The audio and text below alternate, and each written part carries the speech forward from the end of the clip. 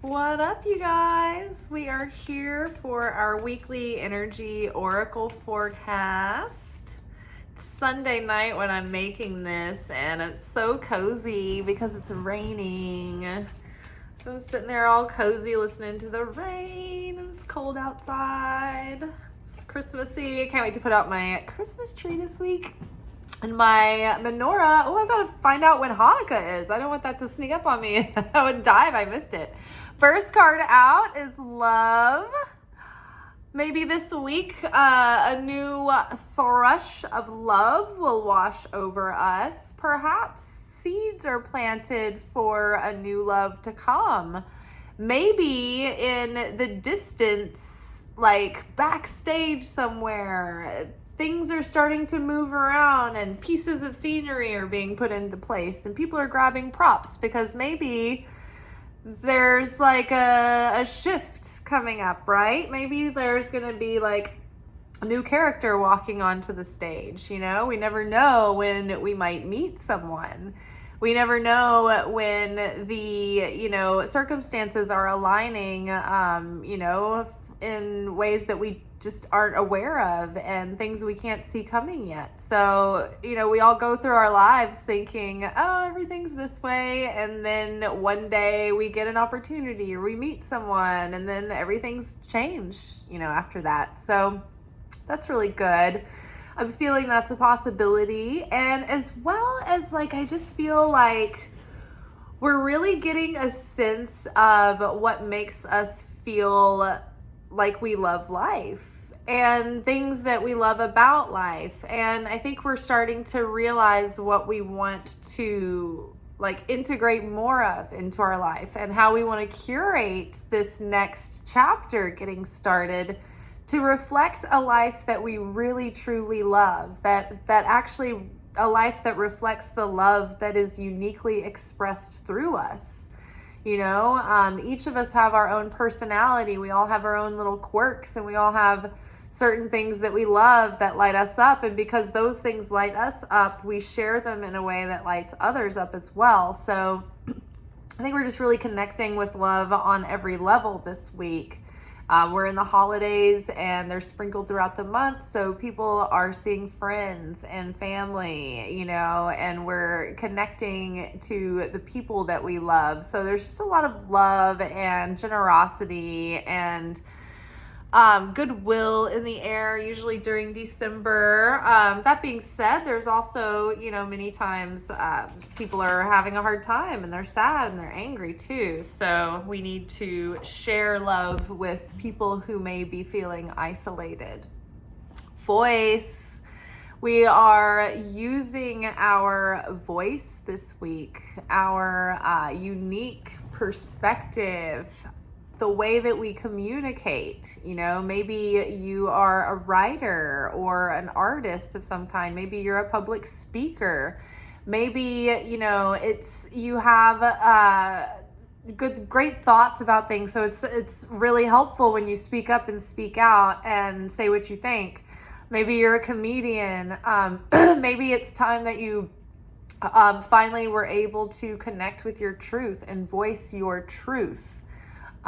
Maybe you need to speak up about an issue or speak up for yourself. Either way, we want to get our consciousness in a place of love, in a seed level, in a root of love before we speak. We want our words to be seeded in love, because when that is the case, what we plant will be fruitful and blessed, and it will create unity and beauty rather than, say, division or chaos. So use your voice. Be confident in your voice. Be confident in your ability to express yourself in a way that is interesting and compelling. Have confidence in your voice. Connecting with our passion, building a life that we are passionate about. This whatever this is here, it's like a body part, but it also looks like some kind of piece of architecture. It reminds me of like a Corinthian column in Greek and Roman architecture, a support column. And so I feel like this is like building the structure and the bones of your life that are going to hold up the temple of your life, building it in things that fill your heart with passion and love that you are passionate about, and putting that passion into all that you do and into the things that you speak about, right? Voice your passion. Speak up and share the things that you're passionate about with others. And hope. So a beautiful, lovely week. My throat chakra always wants to act up as soon as I start my evening videos. That could be various reasons, but I think that's funny that it's always like right when I need to speak my truth.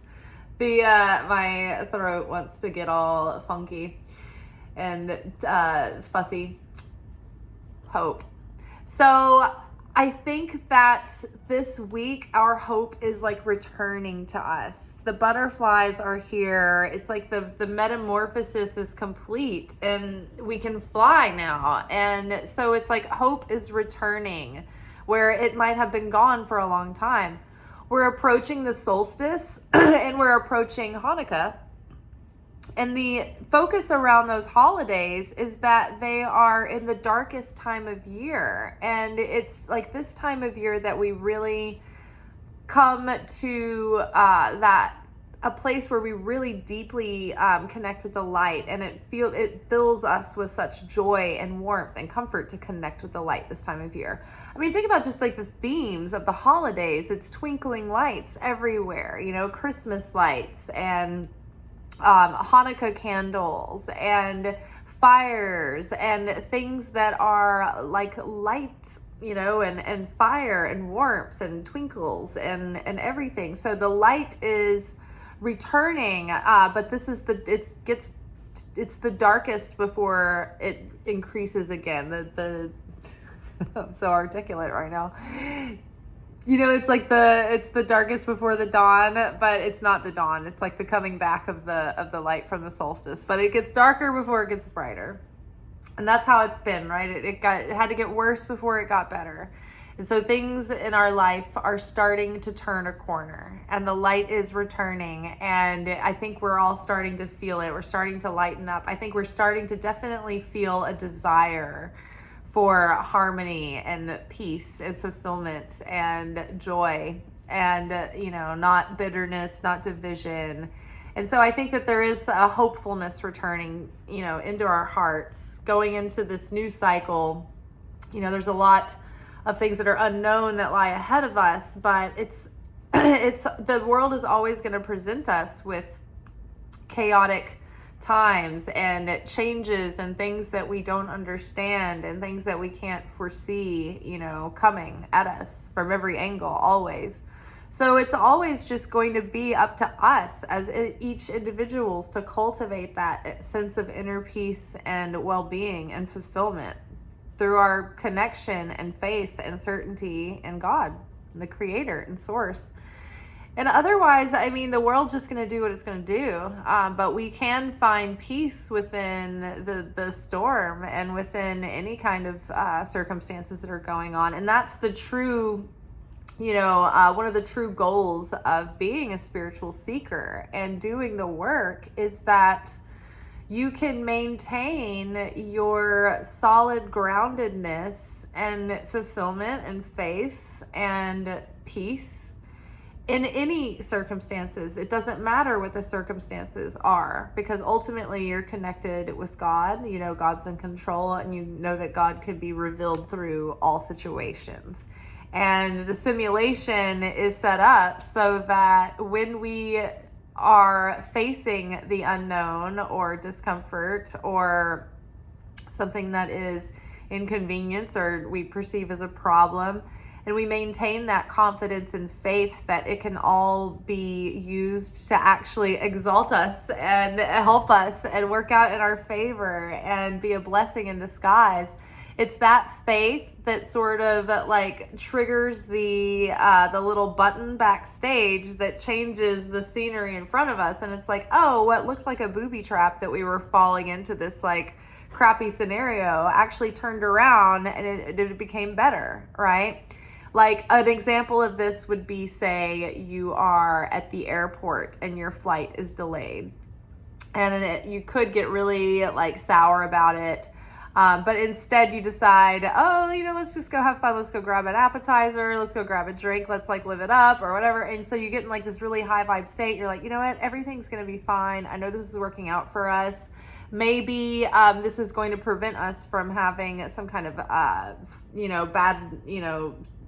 luck or like something else down the road, right? When you get stalled and you're like, oh, I might not have gotten I might have gotten in a wreck otherwise. You never know. So you keep your expectations high, and you're like, okay, this could turn out really well. This could all be fine. We have no idea what we've just been saved from, possibly. So we're just grateful it's all going to be okay. And so then somehow you get back, you go back to the gate. The flight attendant notices you and your group. You're all like high vibey. You go and check in with them, say hi, something nice. Everybody else is in a crappy mood. And they're like, you know what? We're going to upgrade you guys. And so then you get to be in first class. And like you get to board the plane. And oh, guess what? It's not going to be as long of a layover as we thought anyway. Everything worked out. All much ado about nothing. And let's board, so it's like, I'm rambling, but you get the point. It's like things can turn around. And I mean, I based that example on a story that I heard Esther Hicks tell once about something that happened to her and her friend that was like similar story. Like they were in the airport. So train your focus and your consciousness on clinging to that certainty in the Creator. Like the Creator's got our back. If this is happening, then there must be a reason for it. And it's for us, not against us. It's not happening to us. This is happening on our behalf. So you just have to trick yourself or train yourself to just have that response, or try to default set yourself into that response of certainty. But be in positive expectation and optimism and gratitude. Keep declaring your gratitude for things this week. Keep putting your focus on gratitude this week. Talk about all the things that you love. Like, talk to yourself about them. Like, speak that life into your existence, right? Speak that reality into your timeline. Focus on what you're passionate about, but in a way that makes you feel the passion, not just think about the things that you're passionate about, but get yourself in that feeling state. That's very magnetic. It's very magical. And keep your hopes up, right? New things are happening, and we've just completed like a major life-altering transformation and metamorphosis. And so life is really going to start changing for the better soon. I think it's going to start showing improvement kind of slowly and gradually. And then all of a sudden it's going to start becoming an exponential difference that we notice.